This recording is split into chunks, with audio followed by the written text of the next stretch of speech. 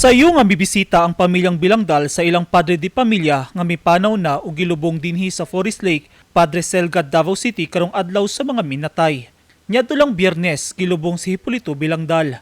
Sumala ni Rebecca namatay ang iyang bana tungod sa kanser.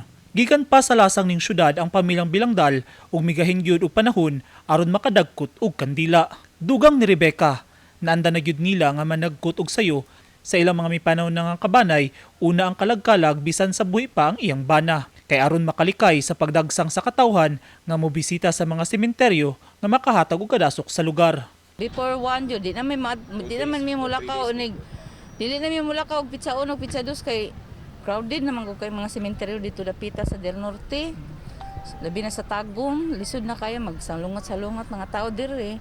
Murag nakita na mo nga okay man ko diri kay kuan ba hapsay ng kuan ba. Organize ang kuan diri ba. Sama sa Forest Lake, makita na sab sa Wireless Public Cemetery ang pagduaw sa mga tao sa ilang mga minatay. Inyong makita sa akong to ang Wireless Public Cemetery samtang kining akong gitindugan karon mao ang Forest Lake nga usa ka pribadong sementeryo. As of 11 AM, ubay-ubay na gyud ang mibisita sa mga lubnganan aron managkot, managlahi man ang estado. Apan isa lang ang sigurado, mapahilon na sa mga pamilya ang ilang mga kabanay nga mipanaw na. Doon na may kalahian sa lugar nga gilubngan sa ilang mga kabanay, makita nga tanan, migahin og panahon aron makabisita sa ilang mga mahal sa kinabuhi nga naa sa sementeryo karong adlaw sa kalagkalag. Init man ang panahon, wala kini nila panumbalinga, usa ka timailhan silang dakong gugma sa mga mipanaw na. Makita sab gawas og sulod sa mga sementeryo ang hugot nga pagpatuman sa mga regulasyon o pulisiya aron masiguro ang seguridad sa katawhan nga gilaumang mudagsang pa. Sa entrance pa lang, dunay temperature checking ug ang mandatory nga pagsulob og face mask.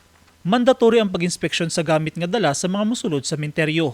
Naka-standby sab ang mga pulis ug sundalo sa lugar, ingon man mga Red Cross volunteers. One entrance, one exit policy ang gipatuman sa mga menteryo aron malikayan ang pagdasok sa katawhan. Hapsay ug malinaw ng sitwasyon sa mga menteryo sa Davao City sa unang adlaw sa pag-obserba sa kalagkalag. Abli ang tanang sementeryo gikan alas 6 sa buntag hangtod alas 8 sa gabii ug walay overnight stay.